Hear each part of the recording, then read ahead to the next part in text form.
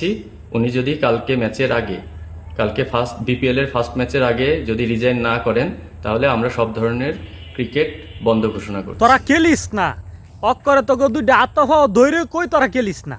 তোরা না খেললে দেখবাম দেশের কি হয়, দেশের মানুষের কি হয়। এই বেটা পদত্যাগ করতো না, রিজাইন দিত না, তোরা খেলিস না। তোরা খেললে কি বালটা শিষ্যস? হ্যাঁ, দেশের মানুষের যখন খেলা দেখতে বয় আশা লইয়া তোরা জিতবি, যারা তোরা আইরে আয়স, যারা খেলা দেখে, খেলা প্রেমিক যারা। আমি তো দেখি না, আমি বাল ছাল খেলা দেখি না। খেলা দেখি কাম আছে, খেলা দেখলে ফেটো ভাত যা খেলতে। আমরা খেলাই মো দেখি না, আর যারা দেয় এরাও দেখতো না। তোরা খেলিস না, তোরা খেলিস না দি। তোরার কি হয় আর দেশের মানুষের কি হয়? তোরা উঠু চালায় খাইতে হইব। তোরা তো উঠু চালাইতি না, জানস তা খালি ঠং ঠং। আর কি করে খাবি? খাইতে খাইতে টিয়া পয়সা খাইতে খাইতে মনে হয় ফেটা জবরি জমে গেছে গা। আমরা খেলতাম না। খেলিস না তোরা। একটা ভালো লোক, হিবাটা একটা ভালো লোক। আসিফ মাহাতুর দেখ, সে একটা ভালো লোক। তোরা খেলিস না দি, দেশের মানুষের কি হয়?